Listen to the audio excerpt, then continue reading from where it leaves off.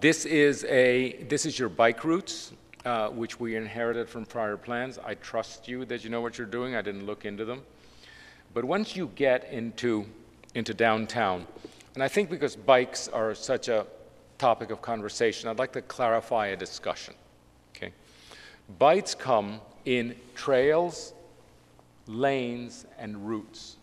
Okay? Lanes are when the traffic is so fast, i.e. in highways, that you have to separate the bike completely. You put it on a trail that's separate because it's too dangerous and it's too hostile. In suburban areas where traffic is still fast or pretty fast, you stripe it. You stripe it, and that's called a lane. Remember, the first one's a trail, the second one's a lane, and you're basically on the side. Now, that works best when you don't have parking. Lanes are incompatible with cars parked on the street because you open the door and you hit the bicyclist, right? And that's why it's a misapplication of lanes to bring him. Lanes are for suburbia, where people don't park on the street. But if you bring them downtown, you have an immediate conflict with the parking, with the on-street parking, which you need. Because the on-street parking is what causes the cars to slow up. It's the potential friction of the parking that takes the speed down to 25 miles an hour. So what you do downtown, like your downtown, you have routes. Routes are shared. The bicycles and the cars share because the cars are moving so slowly. You are very, very close to having a 100% system of routes. So yes, I trust that when you're outside the Great Wall, you do need trails and you do need lanes. But once you're inside, I'm not convinced that you need to mark things. I think the entire system is actually suitable for bicycles. And you shouldn't even bother with signage. Now, if you want to do something nice for bicycles, you may take a 4-foot swath of where the bicycles may be and pave it smoothly. Okay, because it's not that they need the paint, they just need the smooth pavement. I'm not actually to pave all the streets, just that swath where bicycles can be, and of course a different asphalt would mark it. So what the bicycles really need downtown is a little bit of smooth pavement, but no striping and no separation. I think that is actually causing havoc in other cities. The available bikes are, this is the rental system in Miami. I don't know how it works. Seems to be successful, but you need an advanced degree. Existing surface parking is very valuable, so long as you mask it with, look at what you have, it's really quite amazing. As long as you mask it with liner buildings or other means. This is a terrible experience, this machine. It's something like from a 1950s science fiction movie with Godzilla, you know, where technology would sit on a pipe and was mechanical. Mechanical, it's not analog. It's like there are gears. And then the lots need improvement. They signal that you are, in fact, not a safe place. This signals not safe. It signals low end. You know, low-end retail, low-end meals, low-end, and they're not. It's not low-end. It's exceptional, actually, but it signals low-end. Oh, and then this is just a signal that I'm finishing.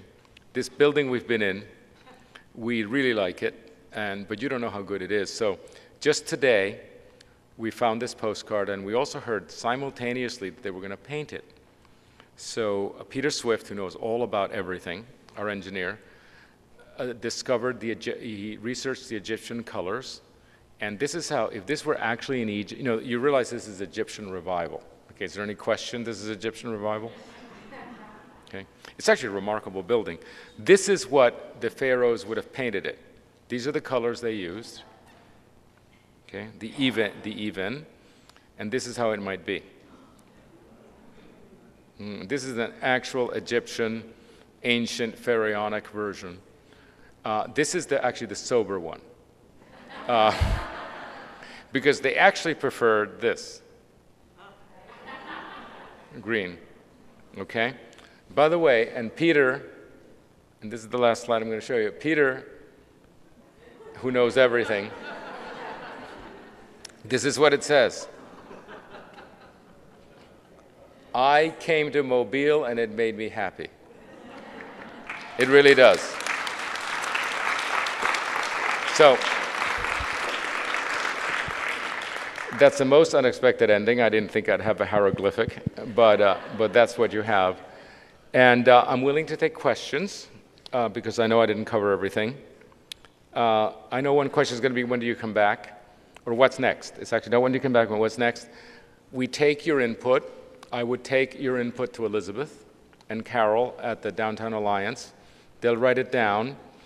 I think they'll be speaking to each other. The developers have all been awoken. The various departments of the city have been awoken. The mayor's here. The councilman is here. There'll be some conversation. We'll hear about it, incorporate into the report. I'll send the report in a few weeks. It's a lot of work. It's like writing a book. And then ultimately, there'll be controversy. And ultimately, the longer you wait, oh, here's one little secret. Okay, the high point of acceptance is actually today. The longer you wait, support just drops. I've never seen it otherwise. If you think this is just the beginning and it's going to get better and there'll be more acceptance, never has that happened. It always drops. You have to move quickly. Okay? But there's time. There's time to get it in. But don't wait just to wait. You have a window of opportunity, which is Airbus, that's going to close. There's a creative opportunity. There's a creative window. Don't miss it. And it goes down. So at some point, and I suggest the first week of December, we should all have our ducks together, and you put this in front of council and vote it in principle, the whole thing. Once it's voted in principle, then everything that's easy can move forward really fast, and the difficult things can lag. If all you do is focus on the difficult things, you're holding the whole thing up. And this was done in Lake Charles, which is, you know, also on the Gulf Coast. When we did a plan like this in St. Charles, when I brought it in, it was voted in the same day. Okay, I presented it, voted it in, and then they tinkered with it. Okay, so the whole idea is don't try to resolve everything. You can alter it, but have it in principle so that 50, 60, 70% of the propositions can move forward. And then finally, there'll be 2 or 3 that'll never get through, or 10 or 20, but at least 80 can go through. And that's what's next, okay? I suggest something like before Christmas. You know, by the 3rd week of Christmas, you're into 2013. Why wait?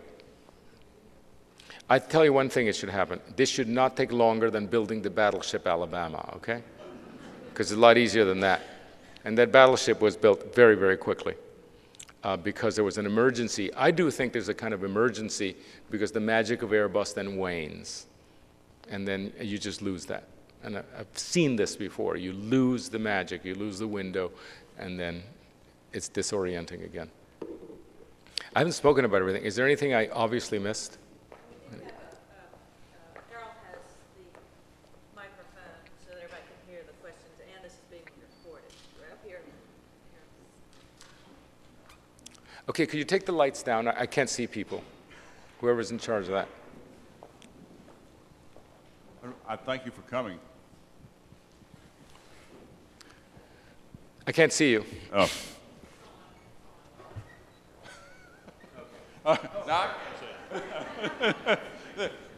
The conversation the other night with Yo-Yo Ma, with the two of you, was wonderful, and I thank you for coming.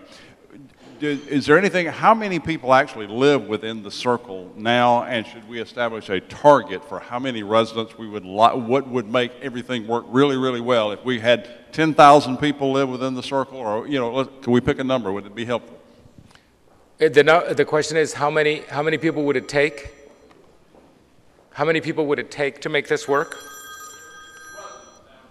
Okay, I actually don't. You catch me a little bit unawares. I could answer that, but not immediately. Okay, I expect that most people will want to live close to the ground in 1 and 2 or 3 stories. Okay, close to the ground is something like average 20 people per acre gross. Okay, 20 people per acre. That's townhouses, houses, small apartment buildings. I could look at that and say in other words,